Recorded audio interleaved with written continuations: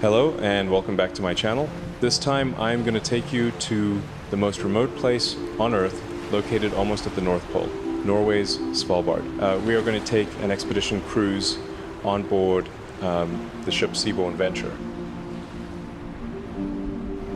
At first view of the Seabourn Venture is a sleek, dark green vessel, purpose-built for the extreme environment we were about to explore. Boarding the ship in Longyearbyen, the world's northernmost settlement with a population of around 2,500 people, I was immediately struck by the contrast between the ship's luxurious interior and the raw, untamed wilderness visible through the panoramic windows. The ship itself was a floating hub of knowledge with a 26-person expedition team of scientists, naturalists, and historians ready to share their expertise. The Discovery Center, with its large screens and plush seating, became our daily classroom for lectures and briefings on the day's excursions. Svalbard itself is a Norwegian archipelago located in the Arctic Ocean, about halfway between the northern coast of Norway and the North Pole. Its location between 74 degrees and 81 degrees north latitude means that in the summer the sun never sets, giving us endless daylight to explore.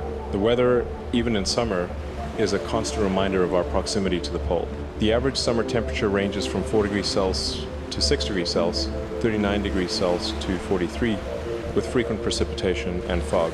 The interior fjords and valleys, however, can be slightly warmer and less foggy than the coast. One of the most thrilling parts of the expedition was the wildlife viewing. The archipelago's ecosystem is a fascinating web of life where marine and terrestrial species intertwine. We spent hours on deck, binoculars in hand, scanning the sea ice and shores for signs of life. The most sought-after sighting was, of course, the polar bear. We were told that while they are protected, anyone venturing outside of the settlements is required to carry a rifle for self-defense, a sobering reminder that we were guests in their domain.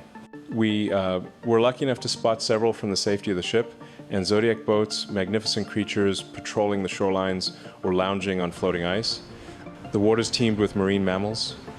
We saw a pod of beluga whales in a quiet fjord and were treated to the sight of walruses hauled out on a rocky beach, their tusks gleaming in the perpetual sunlight. Seals were a common sight, and the bird cliffs were a bustling metropolis of millions of migratory birds, like the little auk and puffins, their cries a constant soundtrack to our journey.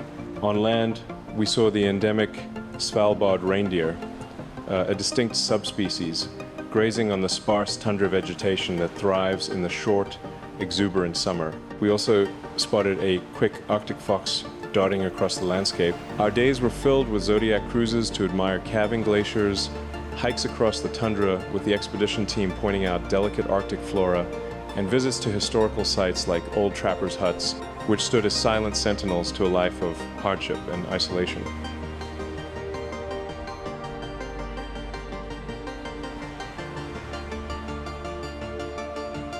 We even had a polar plunge where intrepid guests, including me, leaped into the frigid Arctic waters, a truly invigorating experience followed by a warm drink and a cozy robe.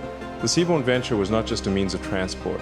It was our gateway to a world of pristine wilderness, where every day brought a new adventure and a deeper appreciation for this fragile, beautiful corner of the earth.